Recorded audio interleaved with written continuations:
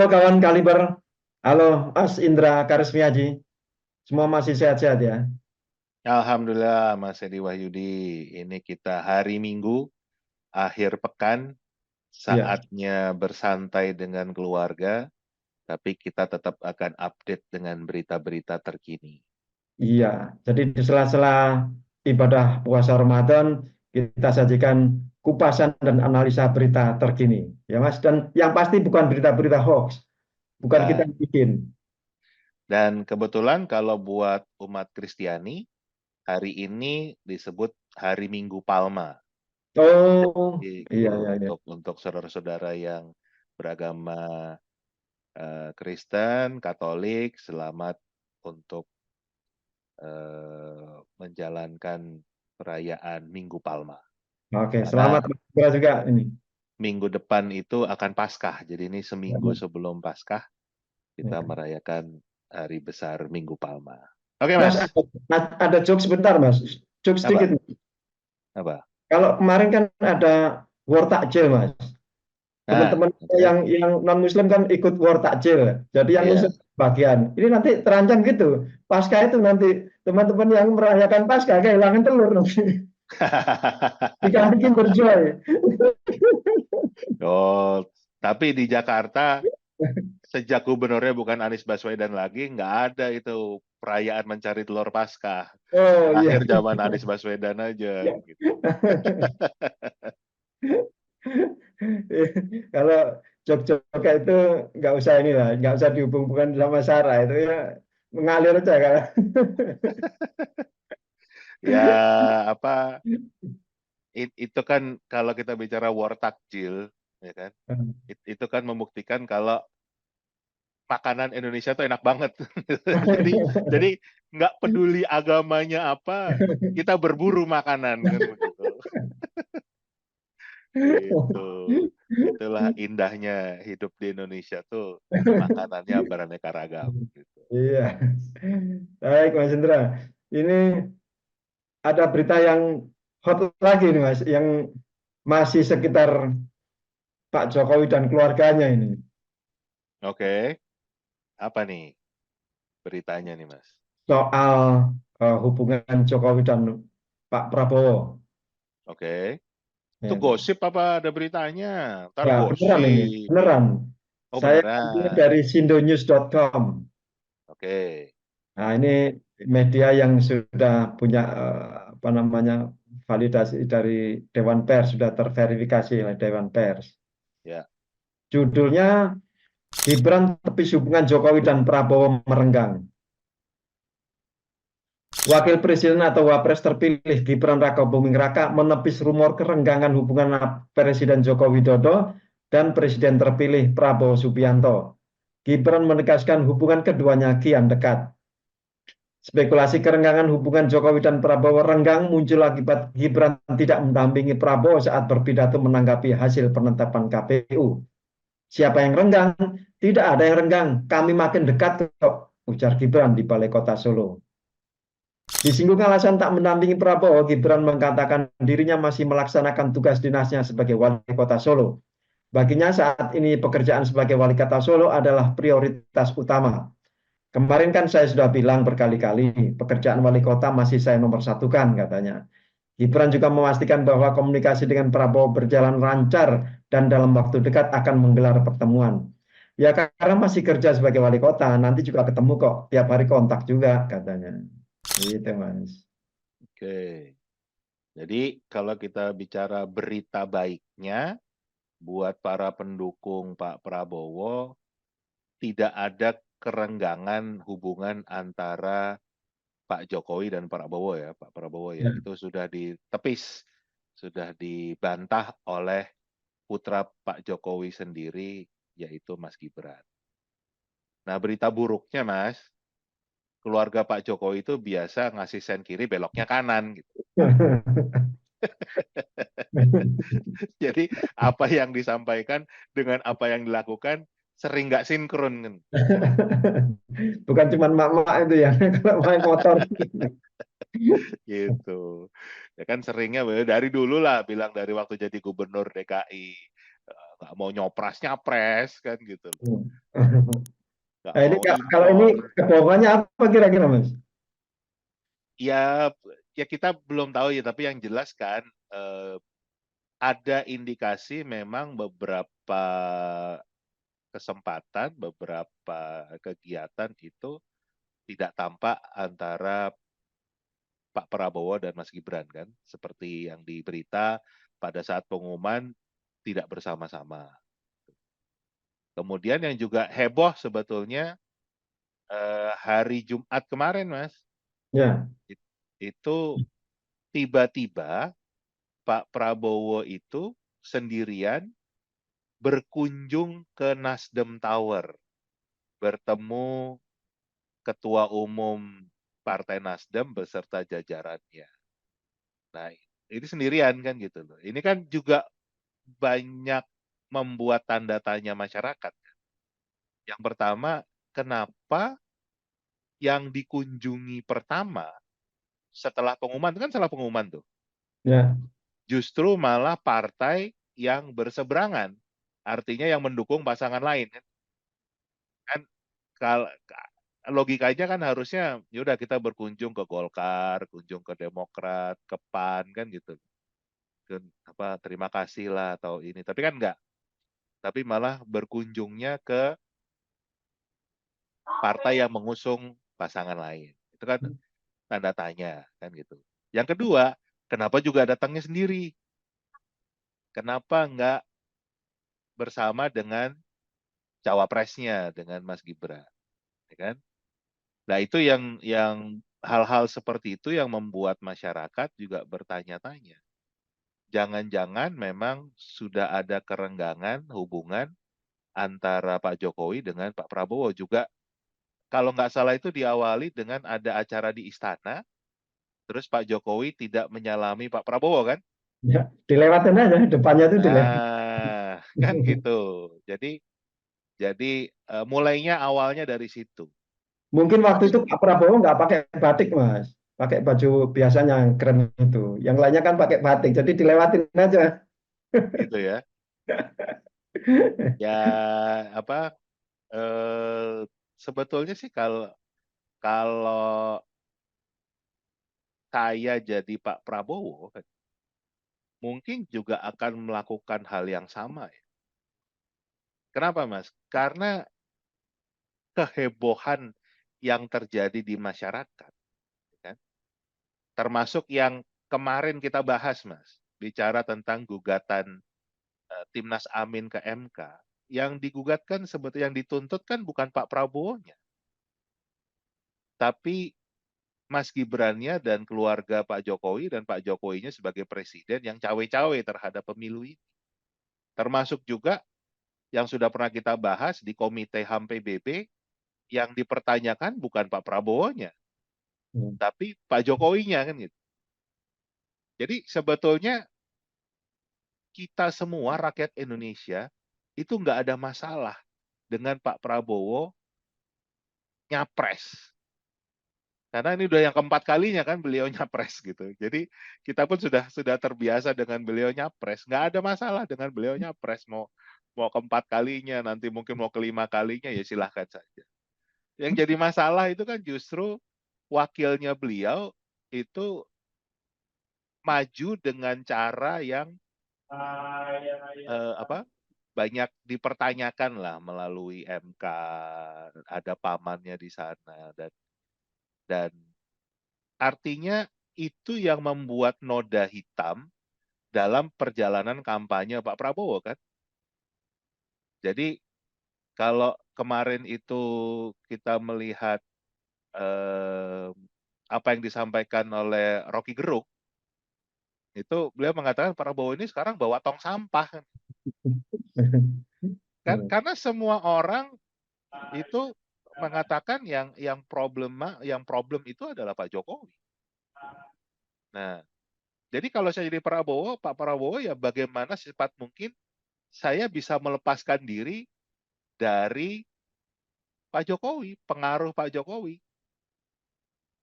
Itu yang akan melepaskan Pak Prabowo dari beban-beban kecurangan, beban-beban nepotisme. Itu sih kalau saya melihat kondisinya seperti itu. Dan sekarang setelah Pak Prabowo diumumkan menjadi pemenang, beliau nggak butuh lagi Pak Jokowi. Buat apa orang orang malah dia yang bakal jadi presiden, kok Pak Jokowi akan menjadi mantan presiden yang nggak punya kekuasaan gitu. Jadi ya ini kalau kita lihat kembali sejarah kerajaan-kerajaan Nusantara, pola-pola seperti ini bukan hal yang baru. Kalau kita juga pernah bahas kan bagaimana seorang Ken Arok, ya kan, yang menjadi abdi dari Tunggul Ametung, ya kan. Jadi abdi itu kan berarti memang menjadi bawahan, tetapi malah justru yang membunuh Tunggul Ametung dan memperistri Ken Dedes, istrinya Tunggul Ametung. Ya, jadi pola-pola seperti ini bukan pola yang baru, bukan pola yang aneh, tapi ya sangat mungkin terjadi dan buat kepentingan Pak Prabowo lebih baik lepas dari pengaruh Pak Jokowi dan karena juga nggak ada manfaatnya lagi kan, karena beliau Ya. nggak punya kekuasaan, nggak punya power. Jadi eh, kalau saya jadi Pak Prabowo juga cepat-cepat saja malah nanti menunjuk orang-orang yang memang menjadi kepercayaan beliau tanpa ada hubungannya dengan Pak Jokowi, keluarga atau pendukungnya. Kalau saya melihatnya begitu ya. Ini Ya. secara logika ya kan begitu. Apalagi kemarin itu sudah ada yang membocorkan Pak Jokowi menitipkan 4 nama ke kabinet Pak Prabowo nanti. Nah, ini kan makin berat tanggungannya Pak Prabowo ini. Koalisi sudah gemuk, dititipin 4 orang lagi. Ini. Nah, iya. Kalau bicara saat kemarin sebelum ada pengumuman, kondisi Pak Jokowi masih punya kekuasaan penuh sebagai kepala negara, ya diiya-iyakan wajar saja kan. Tapi giliran nanti Pak Prabowo memang betul-betul menjadi presiden, nggak ada manfaatnya dititipin orang-orang ini. Buat apa? Apalagi kalau malah mempersulit langkah Pak Prabowo dalam membuat kebijakan. Karena Ya, pasti akan didorong untuk eh, istilahnya berpihak pada kepentingan Pak Jokowi atau keluarganya. Yang buat masyarakat, artinya itu akan menurunkan approval ratingnya Pak Prabowo kan begitu. Karena rakyat itu, bayangin loh, kalau dari survei itu kan menunjukkan 62% rakyat itu ingin ada hak angket. ya, Berarti kan 62% rakyat itu merasa ada yang nggak beres dari penyelenggara negara, dari eksekutif dalam melaksanakan tugasnya, terutama urusan cawe-cawe dalam pemilu ini. Bayangin loh, itu di atas dari jumlah pemilih Pak Prabowo berdasarkan versi KPU ya, resmi KPU hanya 58%. 62%-nya ingin hak angket. Jadi kalau ini dilanjutkan, artinya Pak Prabowo tetap merangkul Pak Jokowi dan keluarga, malah menjadi beban berat buat beliau. Lebih baik dilepas. ya. Itu sih kalau kalau saya melihatnya begitu ya. Mungkin karena alasan itulah kubu Pak Prabowo itu seolah-olah mendorong kubu 01 dan 03, paslon 01 03 untuk meneruskan apa namanya gugatan ke MK. Nah, gugatan MK ke MK ini yang kemarin kita bicarakan dari kubu 01 sudah jelas yang disasar itu adalah Gibrannya, pemilu ulang tanpa Gibran, gitu kan. Jadi ini mungkin malah kubu Pak Prabowo sudah malah tepuk tangan ini, hei sekarang begitulah ya. Ya, yang saya dengar juga begitu, termasuk untuk urusan hak angketnya. Untuk urusan hak angketnya juga juga sepertinya ya juga didorong untuk ini juga mungkin yang kenapa terlihat lamban ya, karena juga banyak tentunya lobby-lobby antar partai supaya tujuannya terakomodir semua kan. Ya, Kalau yang ditakutkan dari kubu Gerindra, kubu Pak Prabowo tuh jangan sampai nanti keputusannya malah mendiskualifikasi Pak Prabowo kan gitu. Jadi tetap Pak Prabowo tetap jadi presiden, nah mungkin wakilnya yang nggak perlu lagi kan gitu. Sama dengan Pak Jokowinya yang itu yang mereka juga berhati-hati kan dalam proses ini. Jadi juga nggak terang-terangan menolak karena kita nggak lihat nggak seperti pada saat sebelum pengumuman itu kan cukup keras ya penolakan-penolakan atau suara-suara dari kubu 02 terhadap langkah-langkah hukum, langkah-langkah politik. Tapi sejak hari Rabu malam sampai hari ini hari Minggu kan kita nggak ada berita yang ada pihak sana yang menolak atau apa ya istilahnya mengkerdilkan upaya baik dari tim 01 maupun 03 maupun hak angket.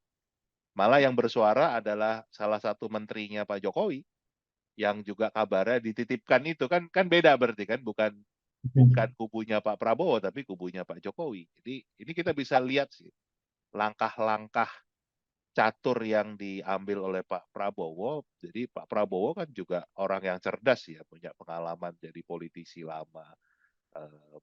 Itu juga nggak akan sembarangan dalam mengambil langkah. Saya yakin beliau sudah berhitung. Memang untuk memenangkan pemilu, beliau butuh bantuan Pak Jokowi, ya kan? Karena sudah pengalaman lah apa yang terjadi 2014, 2019 kan gitu. Jadi Dengan apapun itu langkah-langkah ya, dengan apapun itu, kecurangan pun jadilah, nggak apa-apa, pokoknya saya menang. nah, karena mungkin beliau melihat memang sulit sekali melawan kalau sudah menggunakan eh, tangan-tangan negara misalnya. Itu satu-satunya jalan untuk menang kan gitu. Jadi ya beliau mungkin mengambil jalan mau mengabdi kan gitu, mau menjadi Ken Arok untuk Tunggul Ametung, tapi di saat yang tepat ya Tunggul Ametungnya akan disingkirkan. Itu karena kalau tetap Tunggul Ametungnya ada akan jadi matahari kembar. Itu Ya, juga pasti akan menyulitkan buat seorang Pak Prabowo, apalagi Pak Prabowo kan orangnya saya menyebutnya alpha male ya, orang yang ya. dominan, orang yang memang akan dilihat selalu menjadi pemimpin. Kalau ada dua pemimpin jadi malah bentrok.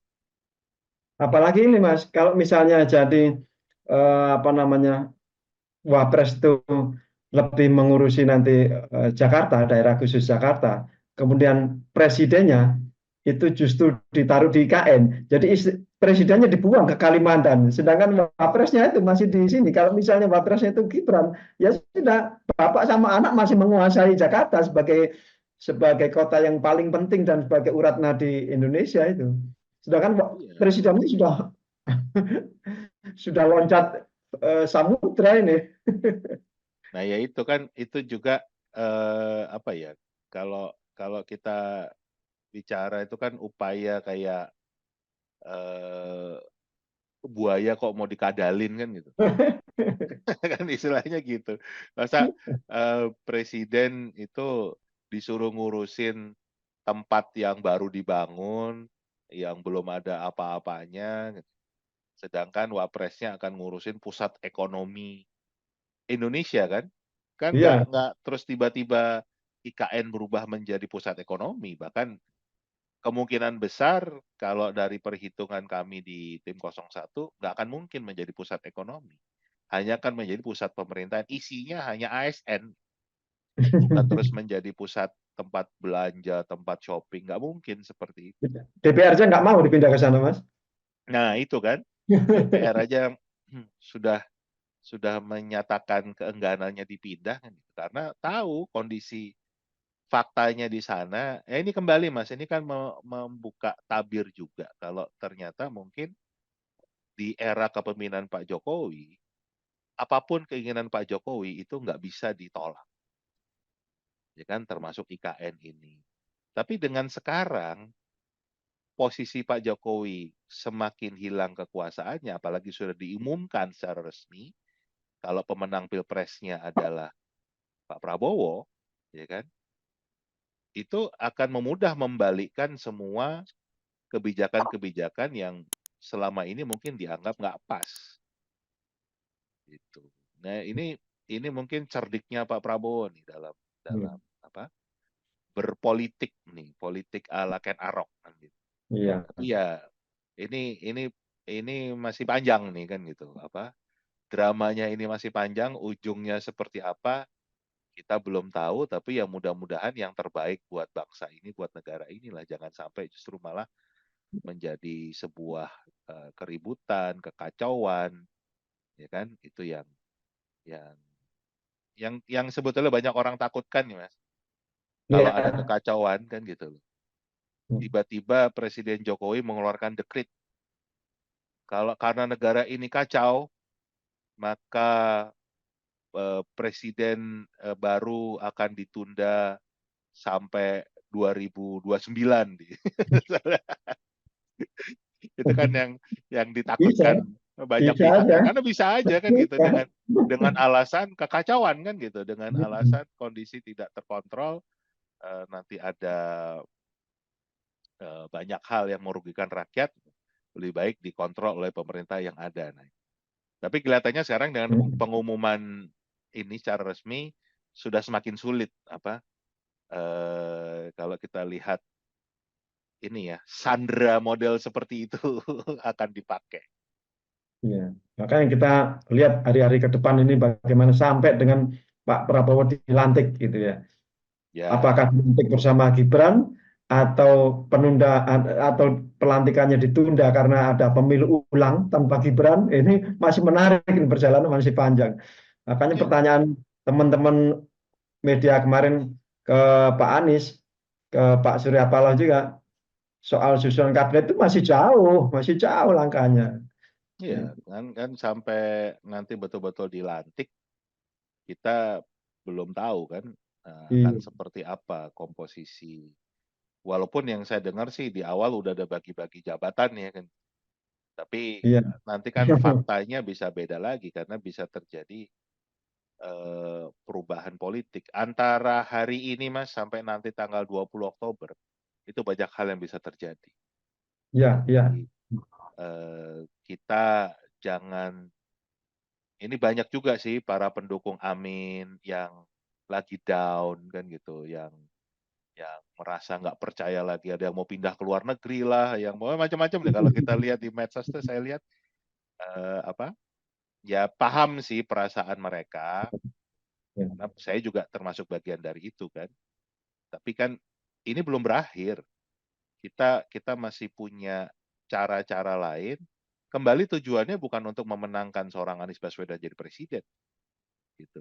Kalau kalau itu tujuan kita, berarti kita malah beda, beda perjuangan. Yang kita perjuangkan tuh bukan menjadikan Anies Baswedan jadi presiden, tapi membuat perubahan agar Indonesia lebih baik, supaya iya, ada keadilan, kemakmuran untuk semua, tidak ada pihak-pihak tertentu yang diuntungkan. Jadi perjuangan kita ke sana. Memang Anies Baswedan kita tempatkan sebagai lokomotif, sebagai pemimpin gerbongnya, tapi tujuan utamanya bukan menjadikan dia presiden, karena dia manusia biasa kok, iya. punya kelemahan, punya kekurangan, jadi tidak sempurna. Jadi itu yang yang kita harus tahu, perjuangan kita itu demi bangsa dan negara, bukan demi manusia. Ya, dan yang terjadi akhir-akhir ini dan hari-hari ke depan itu seolah-olah menjadi pelajaran politik sekian SKS ini kalau di kampus itu ya, yang sangat mahal harganya ini. Makanya para petinggi negara, pemangku jabatan negara itu harus memberikan pelajaran politik yang sangat bagus, yang sangat beretika buat masyarakat. Iya, Jangan ini banyak. kecurangan, jangan nyampe kecurangan itu dianggap sebagai pelajaran apa ya, yang termasuk yang golongan bagus gitu.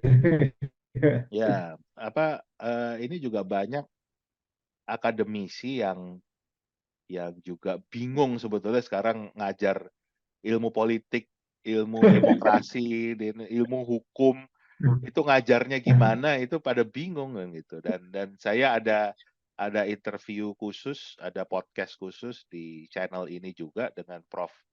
Sulistyowati Irianto, Guru Besar UI juga menyatakan kebingungannya kan gitu. Jadi kita mau Iya, ngajar apa nih kan gitu loh. iya. Misalnya kita mau ngajarkan anti korupsi, anti nepotisme, diketawain sama mahasiswa. Kalau kita nggak nepotisme, Prof, kita nggak bisa jadi siapa-siapa kan, malah malah begitu kan Iya, buktinya.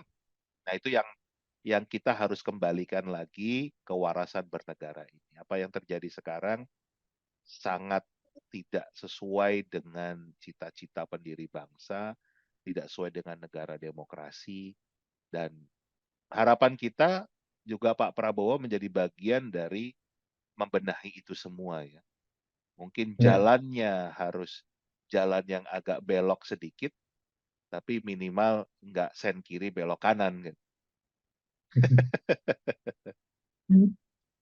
Gitu Baik. Mas. Ya, baik Mas Indra. Sudah lama sekali perbincangan kita ya. Ya, Sampai Mas Indra nggak liburan ini. Ke gereja ini nanti ya. ya apa pastilah ke gereja. Iya. Oke Mas Indra, terima kasih.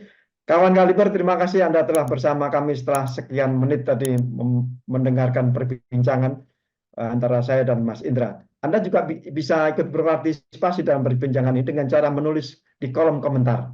Sampaikan unek-unek Anda kepada kami atau ditujuan kepada pemangku jabatan di negara ini. Sampai jumpa. Sampai jumpa.